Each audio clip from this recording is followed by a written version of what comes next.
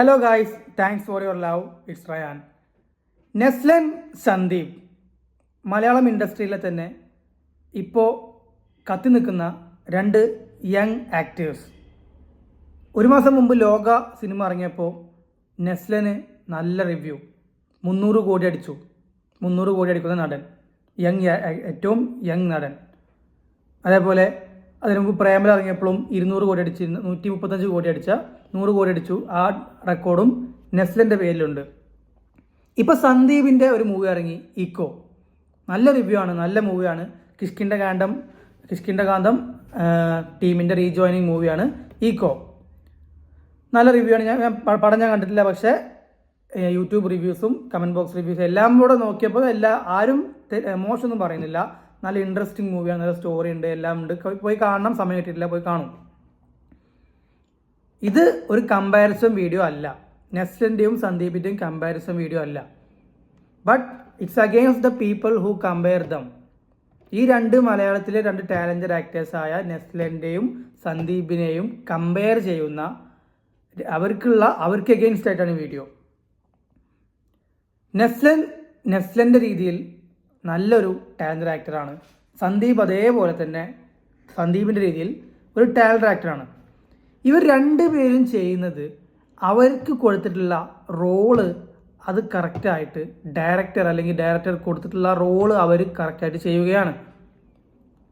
ചിലപ്പോൾ നെസ്ലിൻ ചെയ്ത റോളുകൾ സന്ദീപിന് കൊടുത്താൽ ചിലപ്പോൾ ശരിയാവുന്നുണ്ടാവില്ല, ശരിയാവാം, പറയാൻ പറ്റില്ല. കാരണം ചെയ്ത് നോക്കിയിട്ടില്ല.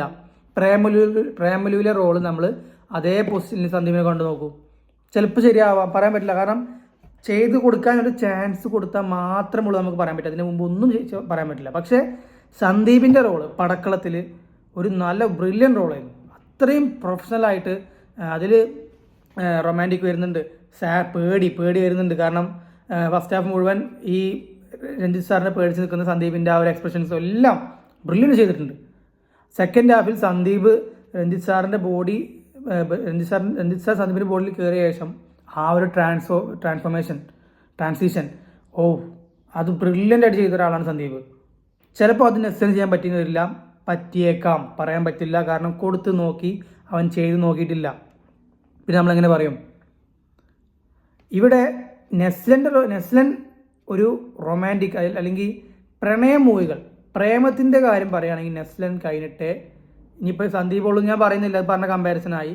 പക്ഷേ പ്രേമലു അതേപോലെ പല മൂവികളിലും നെസ്ലൻ്റെ ഈ ഒരു പ്രേമം എന്നുള്ളൊരു പർട്ടിക്കുലർ ടോപ്പിക് വരുമ്പോൾ നെസ്ലെ മുമ്പിലാണ്.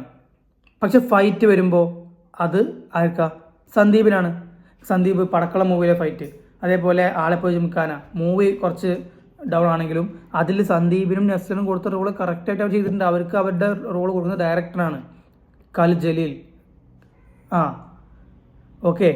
സോ ആ ഡയറക്ടർ കൊടുത്ത റോള് അവർ ചെയ്യുന്നു, അതാണ് നമ്മൾ കാണുന്നത്. അല്ലാതെ സന്ദീപ് നെസ്ലിനേക്കാൾ അടിപൊളിയാണ്, യങ് ആക്ടറാണ്, അല്ലെങ്കിൽ നെസ്ലിൻ സന്ദീപിനേക്കാൾ അടിപൊളിയാണ്, യങ് ആക്ടറാണ്, നമ്മളെങ്ങനെ പറയും? അവർക്ക് കൊടുക്കുന്ന റോളുകൾ അവർ അടിപൊളി ചെയ്തിട്ടുണ്ട്. നെസ്ലിൻ ലോകയിൽ നെസ്ലിൻ്റെ റോള് സന്ദീപ് ചെയ്താൽ ശരിയാവില്ല. അതേപോലെ സന്ദീപിൻ്റെ ഇക്കോത്തെ റോള് എങ്ങനെയെന്നറിയില്ല, അത് നെസ്ലിന് ശരിയാവുന്നുണ്ടാവില്ല.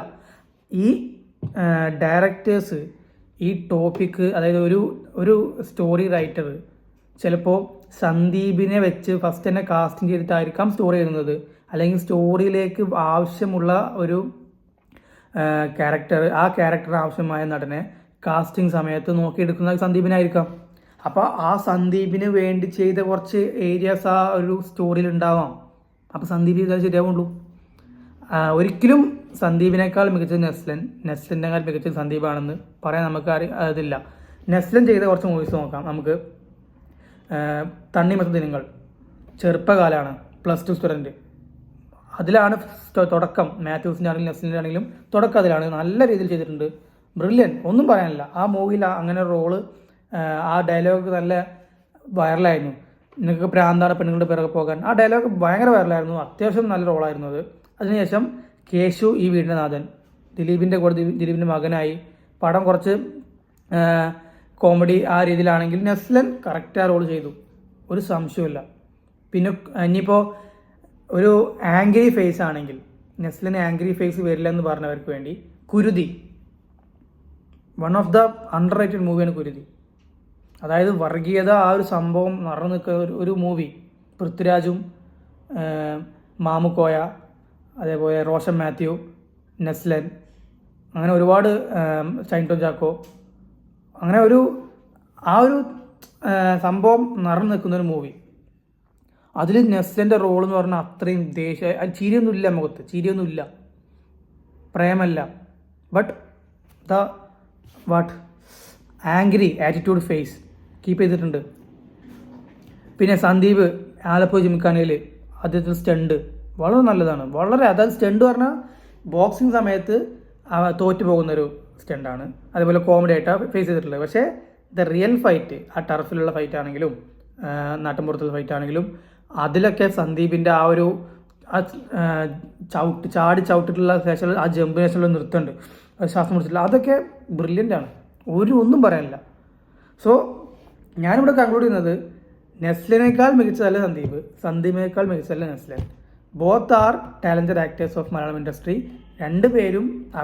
രണ്ടുപേർക്കും അവരുടേതായ കഴിവുകളുണ്ട്. ആക്ടേഴ്സ് ബ്രില്യൻ്റ് ആണ്. അപ്പോൾ നമ്മൾ ഒരിക്കലും കമ്പാരിസൺ കൊണ്ടുവരരുത്. Let them act, love both. ഇഷ്ടപ്പെട്ടില്ലെങ്കിൽ ഇഷ്ടപ്പെട്ടില്ല, കുഴപ്പമില്ല, പക്ഷെ കമ്പയർ ചെയ്ത് കൊണ്ടുവരരുത്. നെസ്ലിന് ഒരുപാട് ഹേറ്റേഴ്സ് ഉണ്ട്. ആരൊക്കെ പറയുന്നു പഴയ ദിലീപാണ്, ഒരിക്കലും അല്ല, അത് നമുക്ക് പറയാം. പക്ഷേ നെസ്ലിൻ്റെ രീതിയിൽ നല്ല രീതിയിൽ തന്നെ അഭിനയിക്കുന്നുണ്ട്, സന്ദീപും അത് ചെയ്യുന്നുണ്ട്. So let's accept that. നമുക്കത് അക്സെപ്റ്റ് ചെയ്യാം. അവർ നല്ല ആക്ടേഴ്സാണ്. ഇനിയും ഒരുപാട് നല്ല മൂവികൾ വരും, അത് നമ്മൾ കണ്ട് മൂവി എൻജോയ് ചെയ്യാം. ഒരിക്കലും ഒരു നടനെ അല്ലെങ്കിൽ നടിയെ കമ്പയർ ചെയ്യാതെ അവർ ചെയ്ത ആ റോള് നല്ലതാണെങ്കിൽ നല്ലത് പറയാം, ചീത്ത പറഞ്ഞാൽ കുഴപ്പമില്ല.